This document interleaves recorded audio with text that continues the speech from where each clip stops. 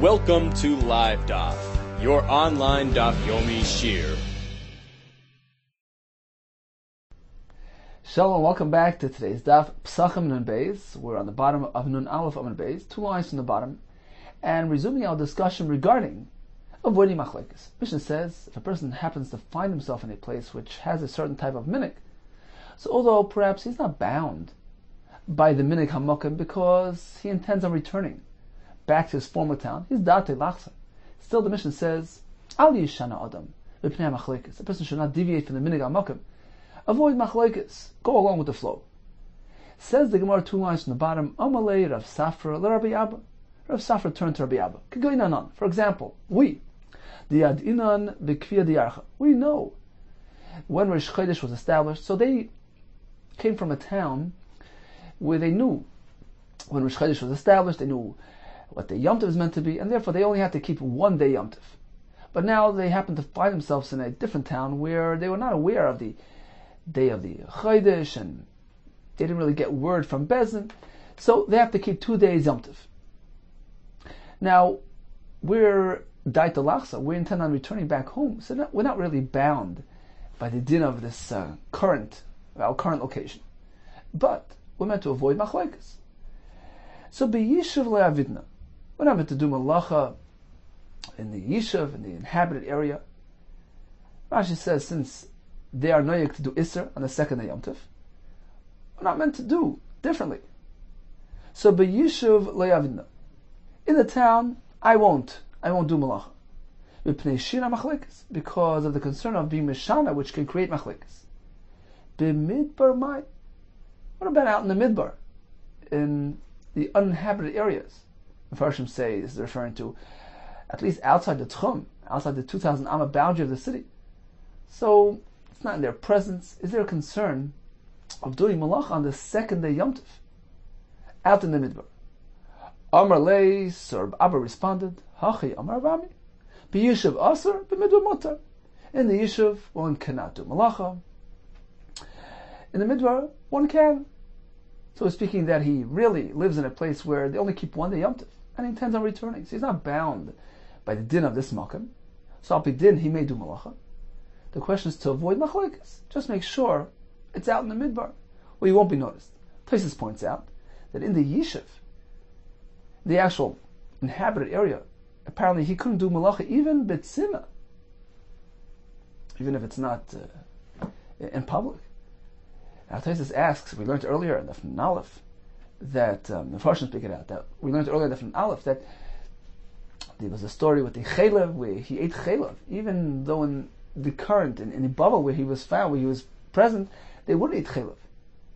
The Gemara says because he intended on returning back home to Eretz Yisrael, so he was not bound by the minig hamokim, but he did it betzina. He made sure not to do it publicly, right? They tumbled came there, he covered it. So why is this different? We say he can't do malacha even if it's betzina. Why can't he do it if it's not public? So Tosfos says because malacha you can't do betzina. It's different than just eating chaylev. Just eat it and move on. Malacha is something, the Farshim explains, something which generally makes waves and it's noticeable. Therefore, the Chachamim disallowed malacha in any case. In this situation, as long as he's b'yishuv, avoid malacha altogether. But with midbar, he can do so. Continues the Gemara. Rav Nosson bar Asya, Ozal mibeirav l'pumbedisa. This fellow, Rav Nosson bar Asya, lived in a town where they would only keep 1 day Yom Tov, and he traveled on the second day Yom Tov. Ozal mibeirav, from the yeshiva of Rav, l'pumbedisa, and that location they would keep 2 days Yom Tov. So he publicly negated the second day Yom Tov. This took place b'Yom Tov Sheni Shlatzeret, and second day of Shavuos. Shabbat of Yosef. Yosef put him in chayr as a einish. Amalei Abaye, v'lenagdei mar negidi. Why don't you give him malchus? Why do you prefer this over that? Give him malchus mardus, which is applied to a person who is over on divrei chachamim. Amalei, Sir Yosef responded, Da'adifa abdilei. Actually, I did something more severe than malchus. As we see, the Ma'arava in Eretz Yisrael, Mimnu, they would gather a consensus, they would vote on Negida de Bar Beirav to issue Malchus to a Talmud of the yeshiva who did something wrong. But they wouldn't vote on issuing a cherem. Rashi explains, because shamta, cherem is more chomer, more severe, and they were concerned about negating the kavod haTorah. So apparently cherem is more severe, and actually that's what I applied. Apparently Rabbi Yosef was very concerned about the public negation of bittul of the Yom Tov Sheni, therefore he applied the more severe punishment. Iked is another version of what happened. Nagdi Rabbi Yosef. Rabbi Yosef actually applied malchus. Why don't you give him cherem? The Rabbi Shmuel, because the Rabbi Shmuel both said this is the appropriate einish for this type of transgression. We put a person in cherem for being over on the second day Yom Tov. Amalei, Rabbi Yosef responded, that only applies to ordinary person. He's meant to get cherem. Here we're speaking about a tzurim d'Rabbanan, a young Talmud Chacham. The Tavalei Avdi. I did something which was appropriate to him, taking into consideration the Torah aspect, Kavod Torah. That's why I sufficed with Malchus rather than cherem. As we find in Eretz Yisrael, they would vote to give Malchus for the Barbei Rav. But wouldn't go ahead and issue the cherem, taking into consideration the Kavod Torah. You don't want to make a public scene, which would be a negation of the honor of Torah. Therefore, I as well followed suit, and I applied Malchus to this Talmud Chacham rather than cherem. So in summary, if a person happens to find himself in a town where they observe 2 Yom Tovim, but he himself for some reason is not bound by that halacha, because he originated in a town where they don't keep 2 days, and he's planning on going back there, can he do malacha here? But you should know, b'midbar yes.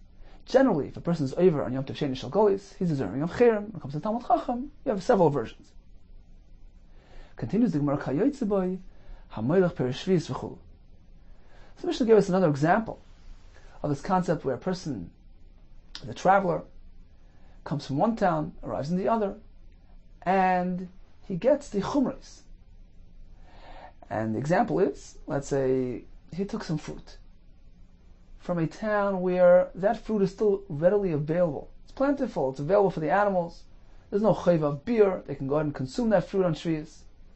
And he happened to arrive in a town where it was kol. This specific variety has been depleted. It's no longer available for the animals out in the field. So the members of this town have to do beer on this type of fruit or vegetable. So what is his halacha? Says the Tanakam, he has to follow suit. He can't do something different than the din of the makom. Although, where did he come from? Where are these fruits coming from? From a place where it's still available. But since he happens to find himself in a place where it's no longer available, he took it from a makom shaloi kol. They have not yet been depleted. But he arrived in a place where it was kol. This item has been depleted and is extinct. No longer available for the animals. According to Tanakama, he must do beer. Rabbi Yehuda says no. Rabbi Yehuda Aimer, say v'haveh l'chafata. The Gemara understands this to mean as follows. This fellow says, I don't have to do beer. You ran out of supply. You know what? You can go to the town where I brought these fruit from. Say v'haveh l'chafata. You go there and find some fruit for yourself as well. I'm not negating you. I'm not going against the flow. The fruit in this town happened to run out. So the fruit in this town, the native fruit, is chayv and beer. But this is imported. This belongs to a different town. And in that town, there's not yet chayvas beer because it's fully available for the chayvas in the southern. So he addresses their concern and he removes any machlekes considerations here. Now, it seems pretty obvious that we're not concerned with anything other than the machlekes. Right? The Mishnah told us, for instance, when it comes to keeping the Isser Melacha on Erev Pesach. A person is a traveler, he gets the Chumrei HaMokim, both locations, his former town, his current town. That's a halacha. It's a halacha consideration. The halacha of Chumrei HaMokim. Apparently, we're not concerned about that here. Because if we were, then Rabbi Yehuda wouldn't really be addressing that. The fact is, he's here. In this place, this type of fruit or vegetable needs to do beer, because it's no longer available. So he would have to follow suit. He has to adopt. He's bound by the Chumrei HaMokim. Apparently, we're not concerned about that. The only thing we're concerned about is machlekes. Says Rabbi Yehuda, machlekes? I'll address that. He'll turn to him and say, well, it's fully available back in my old town. These are different fruits. It's not the same as local fruits. Therefore, he's addressing their concern. I'm not negating you. I'm not going against you. And it alleviates any machlekes concerns. Okay, so that's fine and well. Says the well, but what happened to the halacha of chumrei hamakah? He's here. He has to follow the din of the makah. V'lesle Rabbi Yehuda, does Rabbi Yehuda not hold of that halacha stated in the Mishnah? Noisdin alav chumrei hamakah sheyatza misham. We give him the chumrei makom of his former town, place from where he left when we departed. V'chumrei hamakam shalach l'sham, and likewise he gets the chumrah of the place to which he arrived. This is a halacha. This is not just because of machlekes. He needs to adopt the minhag hamakam. So how can we allow this fellow to continue eating these fruits? Amar Rav Shisha b'der Rav Idi. You're right. Apparently, this discussion, this machlekes, is pertaining to a totally different scenario. Something which is actually not mentioned clearly in our Mishnah. It's missing. Mishnah is as though it's missing a clause here. Milsa achriti ka'amar Rabbi Yehuda. Rabbi Yehuda is relating to an entirely different case. Rather than speaking about a case where there was a discrepancy between his former town and his current town. Over there, it was still available. Here it's not. No, we're not speaking about that case. V'hachi kamar. And this is how I'm meant to read the Mishnah. Tanakama says like this. Oy mimakam shalai kalu. L'makam shalai kalu. So both former and current towns have this fruit available. He came from a place where it was loikal. It was not yet depleted. They didn't run out of this fruit. And he arrived in a place where it was loikal. So both places, both locales, are of the same situation, same nature. So what's the problem? He brought these fruits from the former town to the current town. And then he got a message. He got word that in his former town they ran out of the supply. According to Tanakama, in this case he has to do beer. So yeah, we're not speaking about chumrei hamakam. That doesn't apply here. That halachic concept won't apply here. Why? Because look, when he left town, it was available. So there's no chumrei hamakam sheyatza misham. When he arrived in this town, it was readily available. So he doesn't have chumrei hamakam shalach l'sham. So that concept won't apply. The only thing that's left, the only concern that remains is machlekes. Tanakama says the machlekes concern obligates him to do beer because he's going against his former landsmen, his former townspeople. Because while he was here, he got a message that in his former town they ran out of the supply and they have to do beer. He can't do different. He can't go against them. He can't negate them.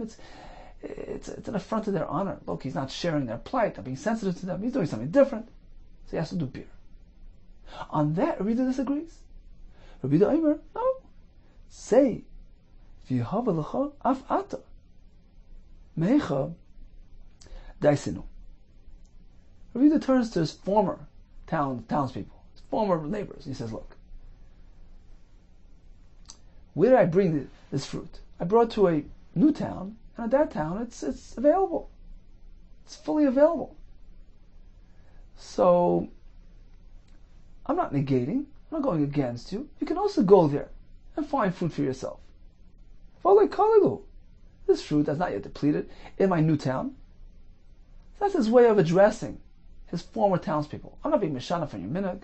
Look, I brought these fruits to a town where this type is available. If you want, go there and get some for yourself.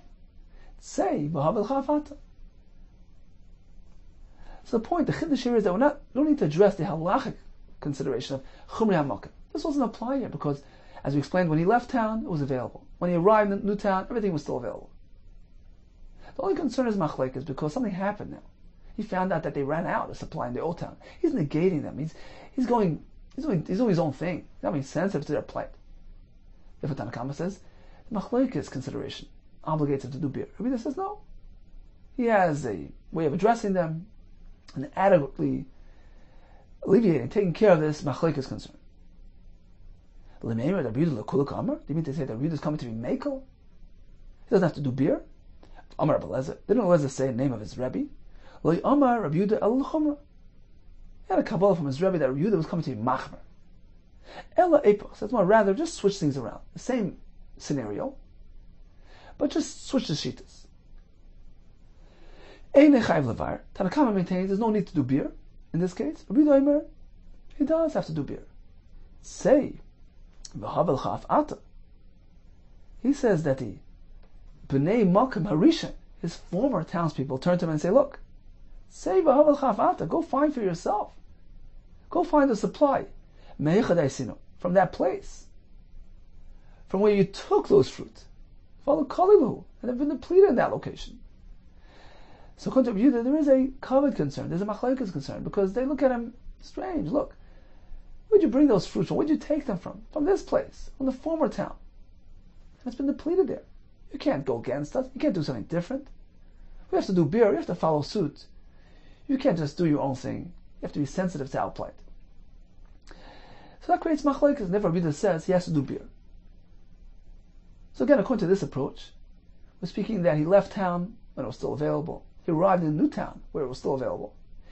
Sometime recently he found out that in his former town they ran out of supply. So there's no din of chumrei hamakom, because when he left town it was available, when he arrived it was available. But there's a concern about machlokes. It's doing something different than the oil. So we have two approaches here. Who says what? It's either the Tanakama going the Chumrah, Rabbi Yehuda saying the Kula, or the other way around. Abaye Amar had a different approach to the machlokes. Lo'ilam kediktani. Let's go back to the original. Let's not insert any new halachas and new clauses. The Mishnah is not missing anything, explains Tosfos. Let's go back to the wording of the Mishnah. V'achei kamar. So the Mishnah is like this.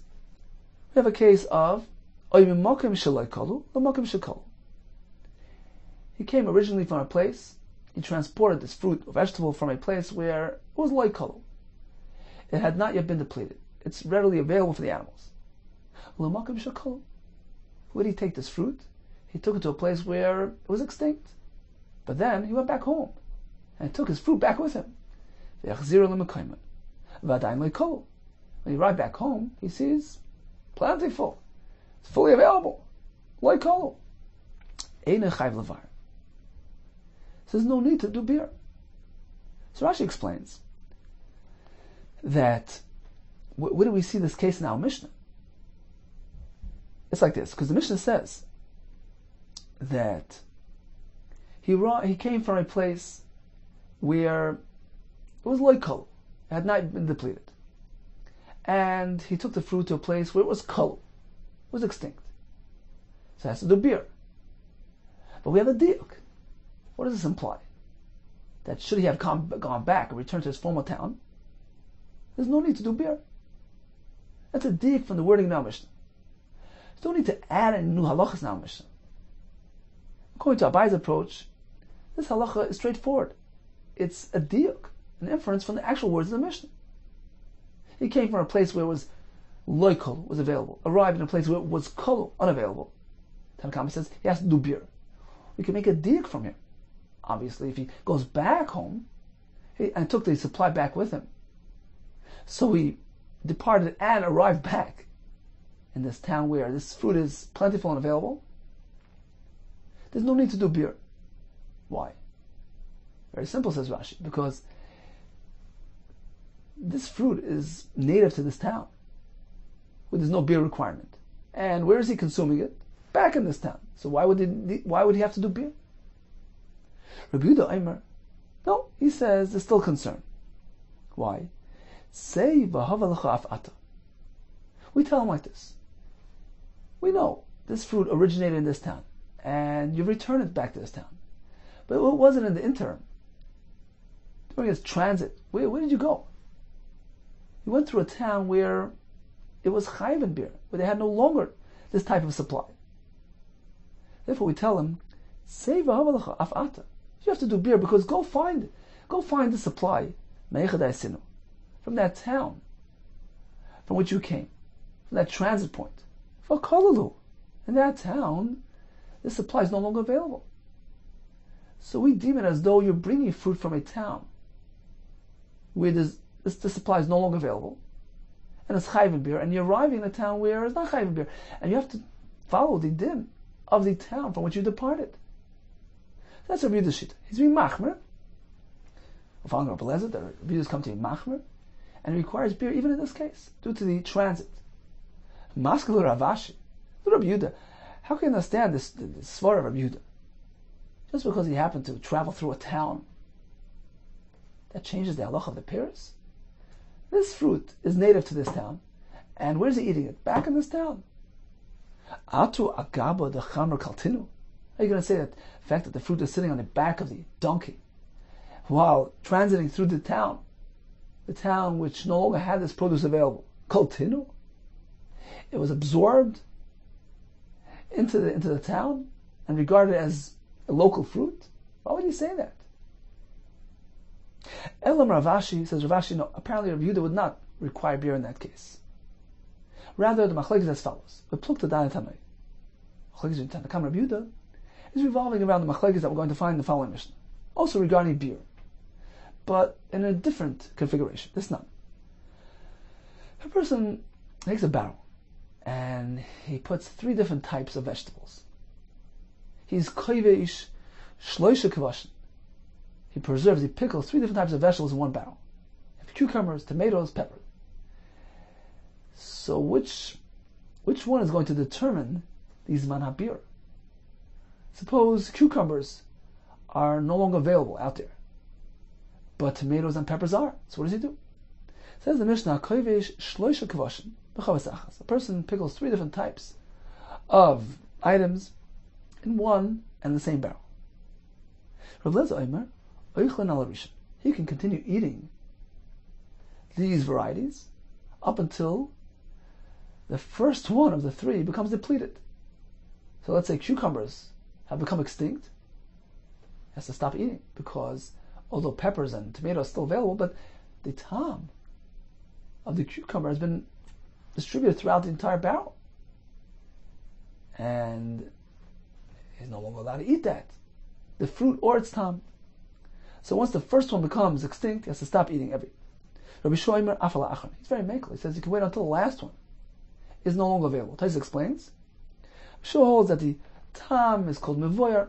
Beer only applies to the actual fruit. But just a tom, it's as though it was destroyed. It's not something intact. So even if you have the cucumbers and the tomatoes, which need beer, but you can still continue eating all 3 of them. Why? Because the last item, the peppers, are still available.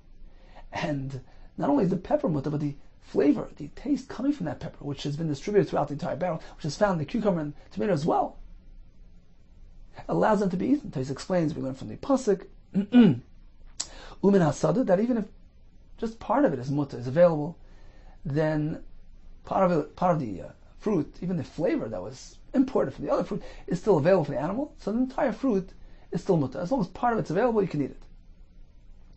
So couldn't be sure you can wait until the last one.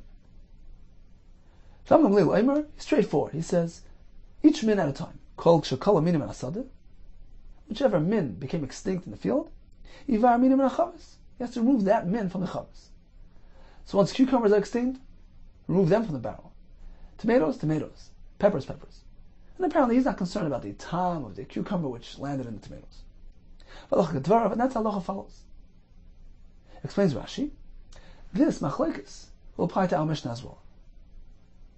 Machlekes Tanakam Rabbi Yehuda is pertaining to this case. We have a barrel, many different types of fruit or vegetable, pickling in this barrel. According to the Tanakama, he's mekel. He follows Rabbi Shua Shita. He says, Eichlan afala achron, until the last one becomes extinct, continue eating. With Rabbi Yehuda, he's machmer. He says, Seiva aval chaf ata, go find this min. Cucumbers are gone, you have to stop eating cucumbers. Tomatoes are extinct, you have to do beer on tomatoes. So he follows Shitz Ramalil, that each min is regarded separately. Ravina Amar, he had a different approach to Machlekes in our Mishnah. Plukta dani tanoi. It's revolving on the Machlekes in the following Mishnah. It's not. Oichlan betmarim, at sheyichla achan shebetzara. To what point can one eat dates in the Yehuda district of Eretz Yisrael? So 3 provinces. The upper one was Galil, middle one Ever HaYarden, and the lower district was called Yehuda. So one can continue eating dates throughout the entire area of Yehuda, as long as there's still some dates available anywhere within that province. One can continue eating dates in the Yehuda province on Shemitah until the last date has been depleted in the town of Tsoyer, which is Yerichai, where there's a steady, plentiful supply of dates. So until it's been completely depleted from that area of Yehuda, you can continue eating throughout the entire Yehuda. Gemara soon will tell us that the Chayes will go ahead and access any fruit throughout the entire province, so it's still considered available to the animals within Yehuda. Rashi explains, the wind will come and shear off some of the dates. Some of them will end up in leaves, the branches. That's the bein hakipin. Some of them will drop down bein hashitzin, between the thorns growing around the base of the palm tree. Says Rab Shimon ben Gamliel, until what point do we consider the dates to be accessible to the animals? Until what point can one eat dates?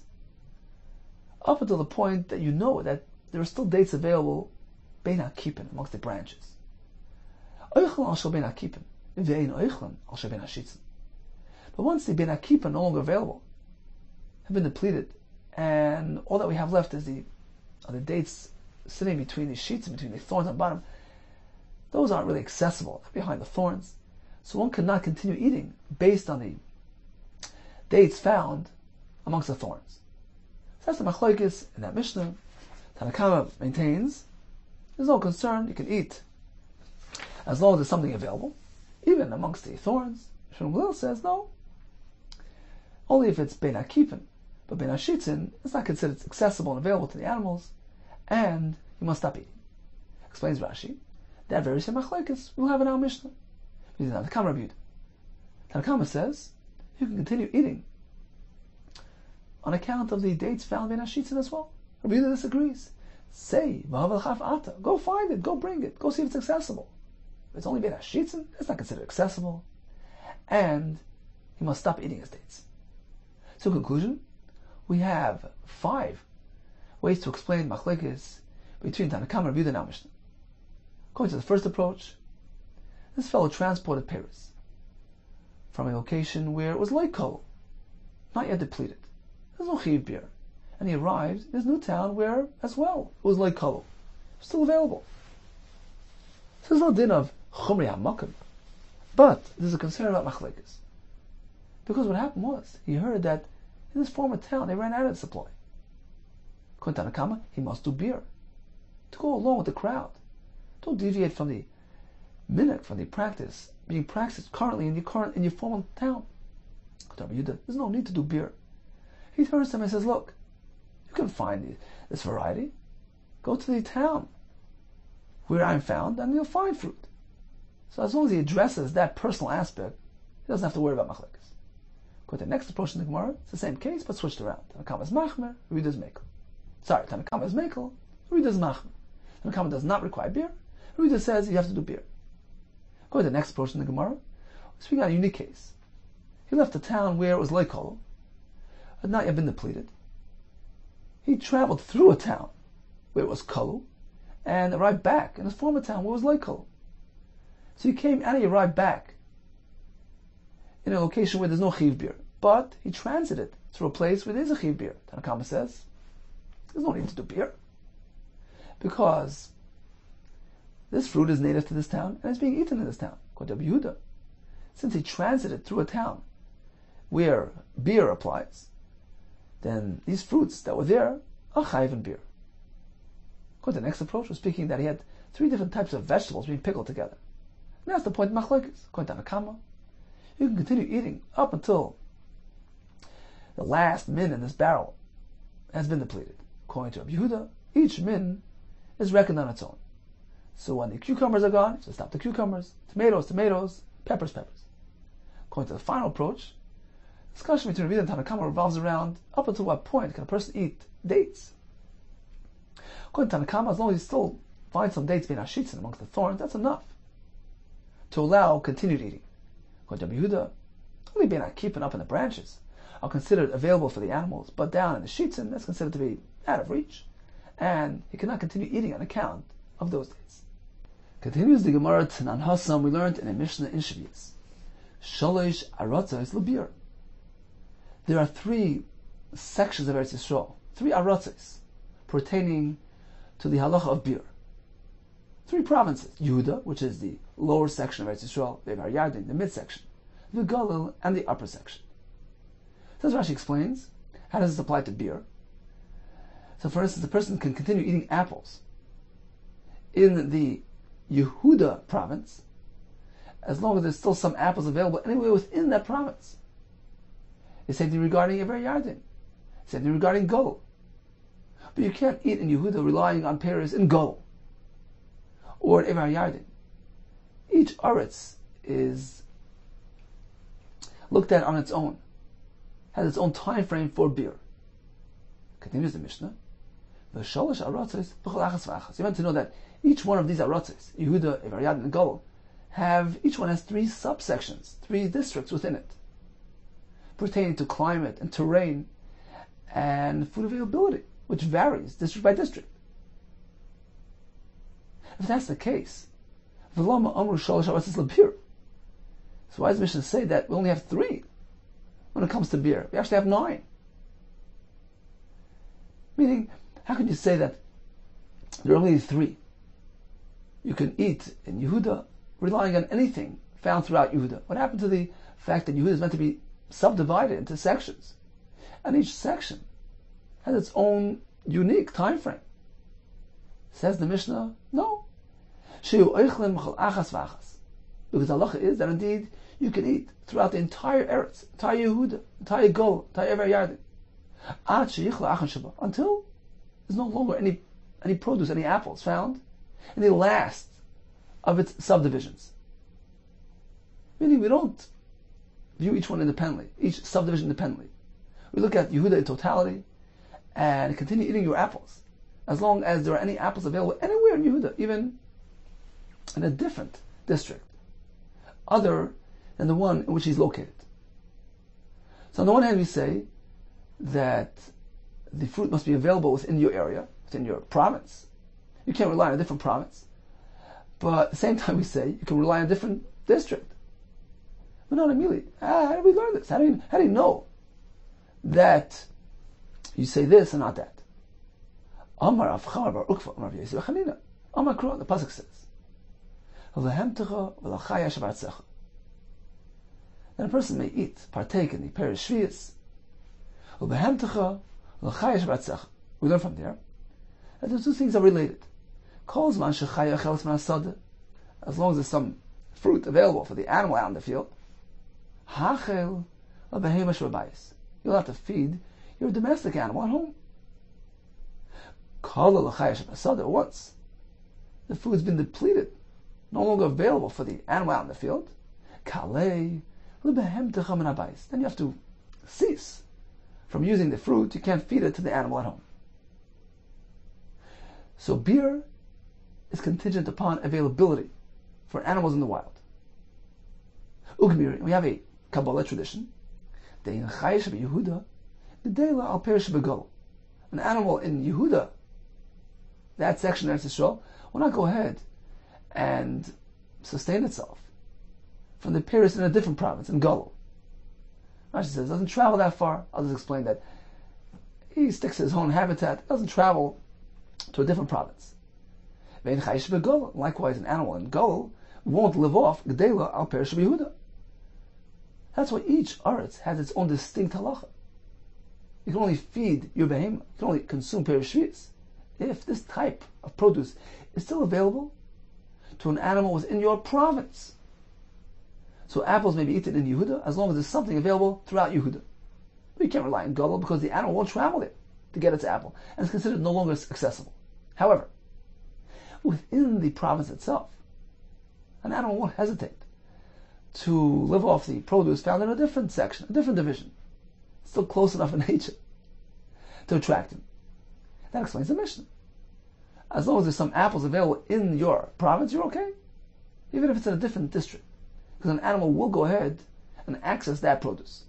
But in a different aretz, that's inaccessible, and you can't eat your produce here based on the apples elsewhere.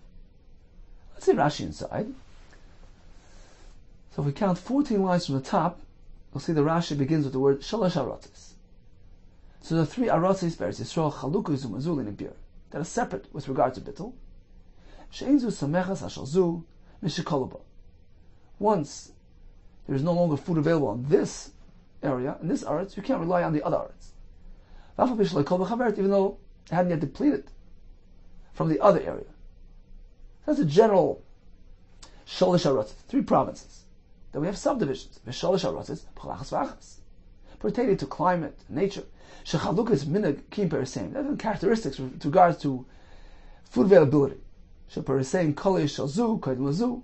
Sometimes you have some fruit which disappear from one subdivision and is still available in the other district. And even so, asinu kulon achas lebir k'nefarish v'azal. We bundle them all up together. We consider all subdivisions as though they're one and the same area. If that's the case, why? Since each one has 3 subdivisions, how do you count 10 sharatzis? You have a total of 9. So why does the Mishnah make reference to merely 3 lands pertaining to beer? We really have 9, with 9 different time frames. The answer is no. Chachamim regarded the 3 districts within the Aretz as though they were one in the same area. And one is allowed to eat anywhere within these 3 subdivisions until there's no longer any apples available in the last remaining division. Yehuda, for instance, you can eat in Yehuda as long as there's something available anywhere within Yehuda, within its 3 subdivisions. But not really. How do we know? There's a chiddush. On one hand, you say, one can continue eating apples throughout Yehuda, as long as there's still something available anywhere within the Aretz of Yehuda, even though it's in a different subdivision, a different district. So that's one side of the coin. But you cannot eat in Yehuda, relying on relying on the produce found in Gol. What's the difference?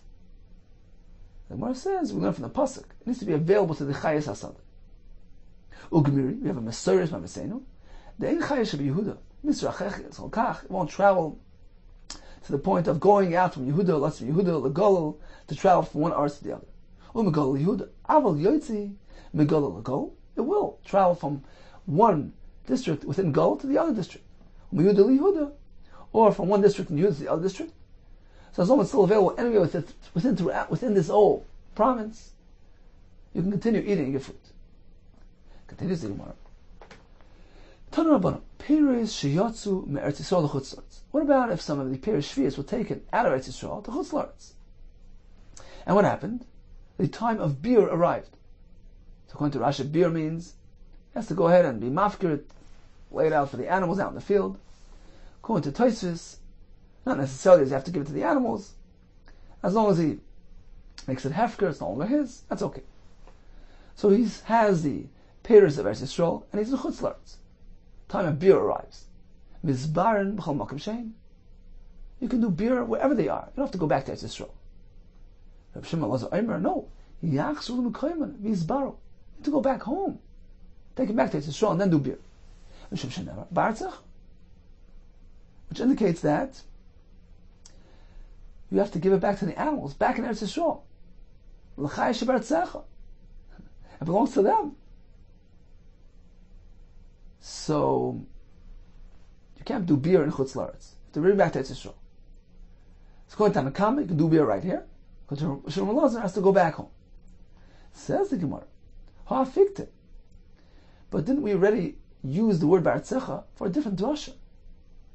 To teach us that the people in Yehuda can only rely on fruit found in their arts. Ba'artzecha. This pasuk is already used. It's not available for this new chiddush. K'ribi ba'aretz ba'artzecha. I could have said ba'aretz. And it says ba'artzecha. So that teaches us both chidushim. Perhaps ba'aretz is teaching that it has to go back to Eretz Yisrael. And ba'artzecha, that you can only rely on your province. Inami, another pshat, me asher ba'artzach. It says asher ba'artzach. Asher seems to be an extra word. That's coming to teach us this additional halach. Rav Safra nafak me'eretz Yisrael l'chutz la'aretz. Rav Safra left Eretz Yisrael, went to chutz la'aretz. Hava ba'adei garba dechama, the shvius. He was carrying with him a jug of shvius wine. Lavu ba'adei, and he was accompanied by these two individuals, Rav Huna Beit Rav Ika and Rav Kahana. And they were both Talmidim of Rabbi Avo. Amalu, so now the time for beer arrives. And Rav Safra wants to know whether he can do beer here. Does he have to go back to Eretz Yisrael? Amalu, so he turned to them. He said, Ika de Shmiya le'minei, Rabbi Avo. Perhaps did one of you hear from your Rabbi Avo? Halacha k'Rav Shimon Elazar aloi? Whether or not we paskin like Shimon Elazar, that the produce has to go back to Eretz Yisrael for beer, or perhaps halacha like Tanna Kama, and I can do beer here. Amalei Rav Kahana, Hachi Amar Ravo. The Rebbe Ravo said like this: halacha k'Rav Shimon Elazar, yeah, you have to do beer back in Eretz Yisrael. Amalei Rav Huna Beit Rav Ika. So the other Talmud said no. Hachi Amar Ravo, ein halacha k'Rav Shimon Elazar. So his version was that no. Ravo said, Allah does not follow Shimon Elazar. You pass like Tanna Kama, and you're able to do beer wherever you are, even in Chutz La'aretz. So which way was Rav Safra going to follow? Which version was he going to adopt? The machlokes regarding the shita of Rabbi Avo. Rav Safra, Nokoid haklala the Rav Huna b'yadcha. He meant to adopt the version of Rav Huna. He's more reliable. And we assume that indeed Rabbi Avo ruled like Rav Shimon Elazar, they like a Tanna Kama, and beer can take place anywhere. Why do I prefer Rav Huna over the other man, the Amar of Kahana? So he says the Daik, the Gomer Shmaitzim Pumi the Rabbi. Because Rav Huna is very meticulous, very medayik when it comes to learning the Shmaitza, Pumi the Rabbi, from the mouth of his Rebbe. Rashi explains that he asks him to repeat to get things clear and accurate. And therefore his version is probably more reliable. As we find a similar concept by this Chacham named Rechava from Pumbedisa, who's also very meticulous and very exact in his Kabbalah from his Rebbe. The Amar Rechava, as we find that Rechava says, Amar Rabbi Yehuda, name Rabbi Yehuda, Harabayis, Stav Kafel Haya. The Harabayis was described as a double stav. Stav is something which is surrounded by benches and canopies. Stav lifnim stav. It was one row inside the other. And you see that he preferred using the language of his Rebbe, although in the Mishnayos it's described as itztaba, but he preferred stav because that's how his Rebbe expressed it. So he was very medayik to listen and to say over exactly the way Rebbe said it. And likewise, Rav Huna is also very medayik in the way he is makabel the Torah from his Rebbe. Let's assume that his version is correct. And therefore, Rav Safra allowed himself to do the beer in Chutz La'aretz. Currently, Rav Yosef. So Rav Yosef applied and called out the following pasuk on Rav Safra. He didn't like what he heard, that he was being makel. The pasuk says, Ami be'etza yishol. My nation will get advice from the Eitzah, from his wood, from his Avodah Zarah, wood of Avodah Zarah. Umakla Yagdla, and his rod will instruct him, the rod used for the magic. So he made a play on words. Umakla Yagdla, kol ha-mekel. Loi, whoever conveys a kula, a leniency to him, magadloi, he approves, he consents. So he wasn't happy with the fact that Rav Kahana, Rav Safra adopted the Kula version of the Talmud Rav Huna. Continues the Gemara. Rabbi Loi cuts kafnaisa the shviz. Rabbi Loi chopped off a palm tree. So sometimes you can actually cut a fruit tree. For instance, if the value of the wood outvalues the value of the fruit. So he went ahead and cut a palm tree. But the problem is it was shviz. The pasuk says, Pira shviz are given for la'achla, strictly for eating purposes. You can't do business, you can't destroy it. So Rabbi Loi cuts, he chopped off kafnaisa, a palm tree which had unripe dates. So kafnaisa is immature dates, the shviz. How is he allowed to do that? Torah says, Perishvi is meant to be eaten. Hefsed, not to be destroyed. How can he go ahead and be mafsed? The Perishvi.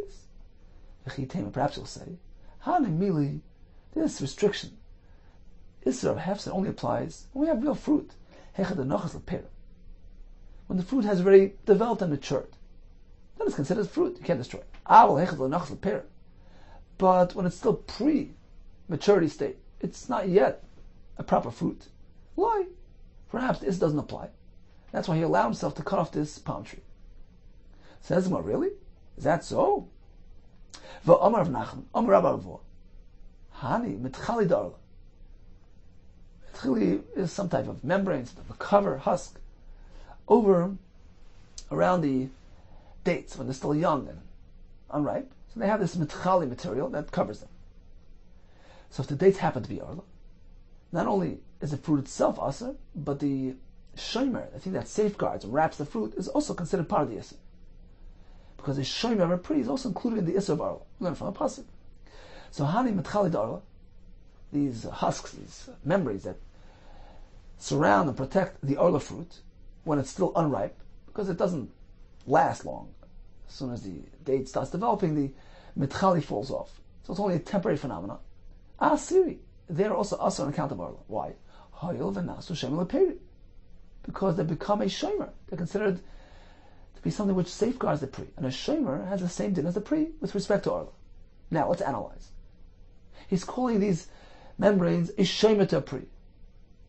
The shomer leperi emeshama. When is it referring to? When is the mitchali serving as a shomer to the peri? The kufri, when it's still unripe and undeveloped. Because they don't want to force off. And we see that Rav Nachman refers to this unripe date as a peri.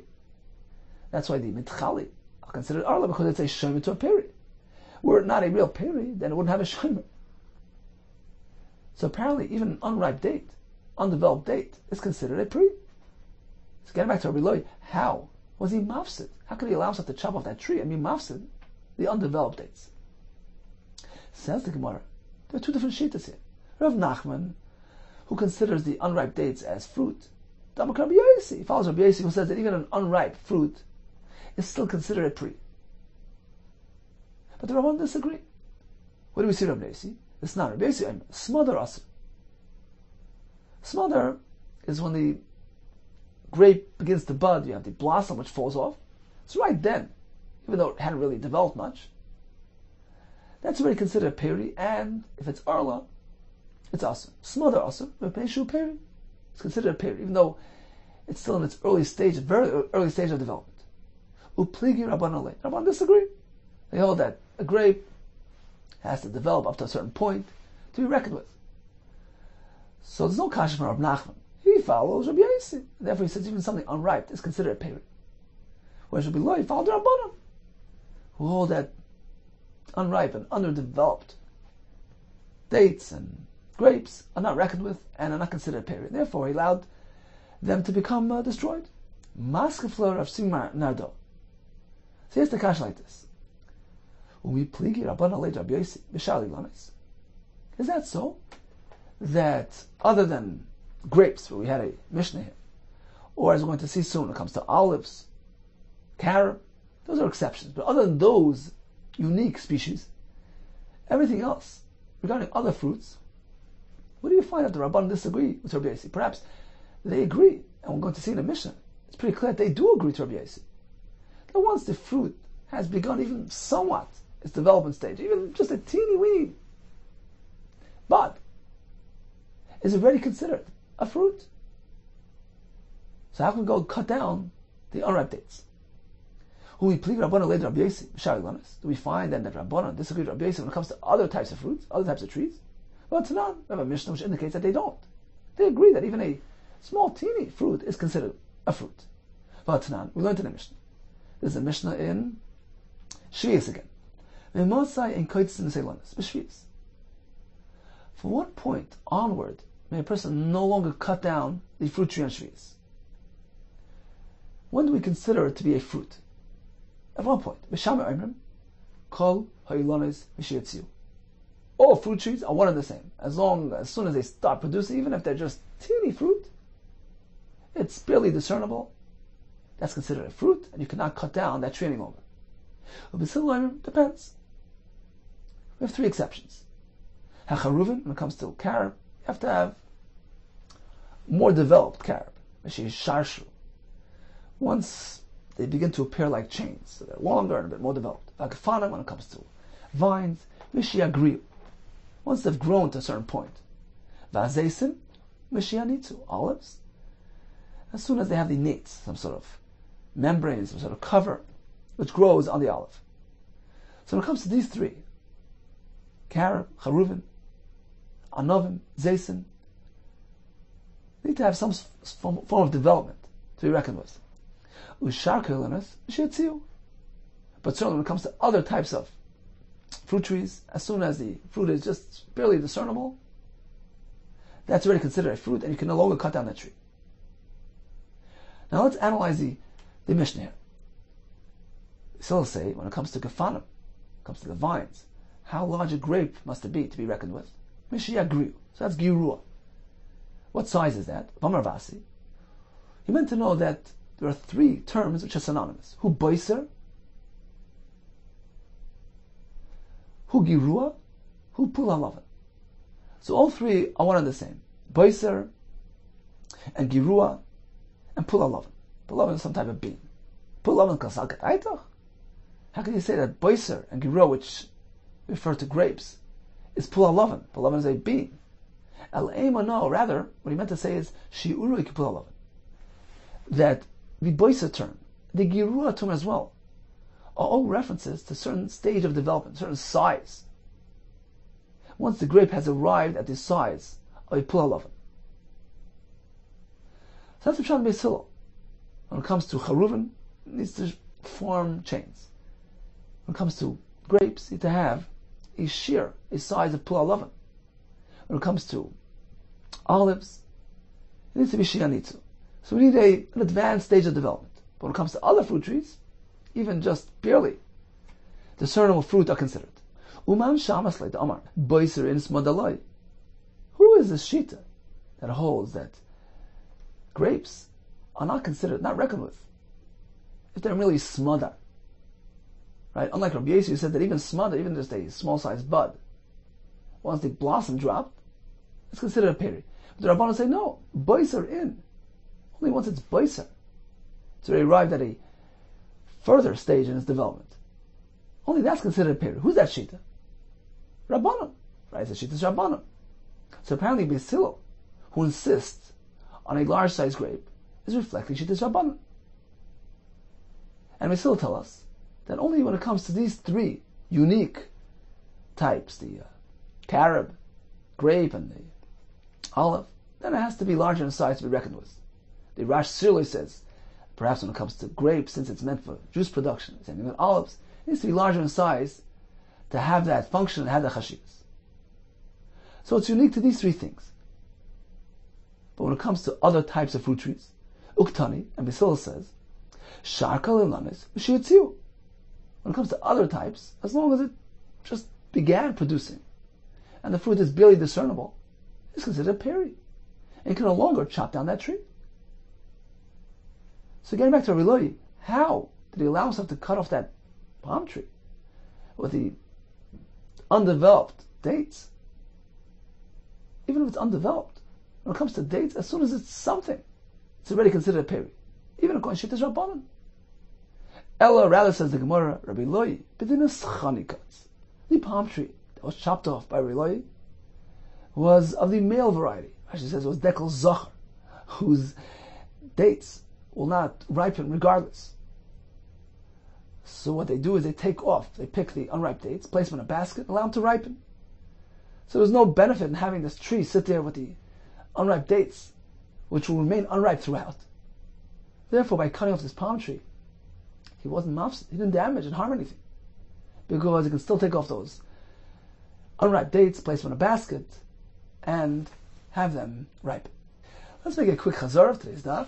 So we learned that if a person finds himself in a place where they keep 2 days Yom Tov, but he himself for some reason does not observe 2 days Yom Tov, What about doing malacha? B'yishuv, refrain. But midbar, you can do so. We learned about the machlekes, Rabbi Yehuda and the Rabbanan. In our Mishnah, we had 5 approaches to understand the machlekes. We proceeded with the halach of beer, the 3 separate aratzes, because the animal will roam throughout the entire eretz to find his nourishment. We learned about Perish Shvius that were taken out of Eretz Yisrael. And the Zman beer arrives, according to Shimon Lazar, to bring it back home and do beer, according to Anakama. You can be aware where he is. And then we concluded, Perish Shvius are meant for eating and not for destruction. We had the Shita of Rabbi Shammai, Shita of Beis Hillel, and we explained why Relay chopped off that palm tree, because there was no damage done in any case. Be well, take care, Atzlacha Rabbah.